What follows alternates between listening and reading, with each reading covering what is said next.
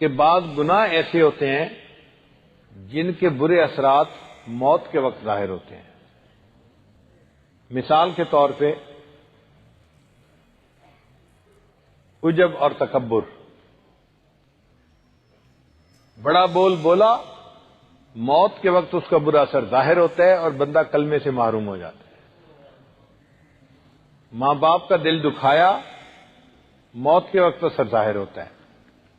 زنا کا ارتکاب کیا، موت کے وقت اثر ظاہر ہوتا ہے۔ اور موت کے وقت بندے کو کلمے کی توفیق نہیں ملتی۔ وہ کلمہ پڑھنا چاہتا ہے، زبان پہ فالج پڑ جاتا ہے اور کلمے کی توفیق نہیں ہوتی۔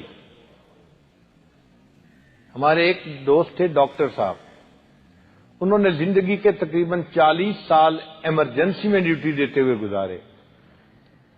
وہ کہتے تھے کہ میں ہر روز ایک دو بندوں کو اپنے سامنے مرتا دیکھتا تھا، اس لیے کہ ایمرجنسی میں جو لوگ لائے جاتے ہیں، کسی کو ہارٹ اٹیک ہوا، کسی کا رینیل فیلئر ہوا، تو وہ ڈاکٹر کے پاس پہنچتے ہوئے بس آخری لمحوں پہ ہوتے ہیں، تو دوائی بھی کام نہیں آتی۔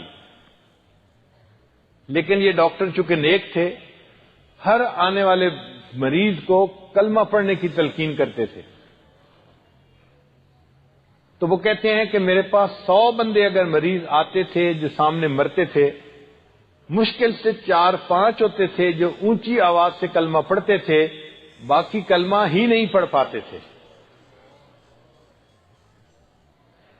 تو وہ کہتے ہیں کہ میں حیران ہوتا تھا کہ جب میں یاد دلا رہا ہوں کہ کلمہ پڑھیں، کیوں نہیں پڑھ رہے؟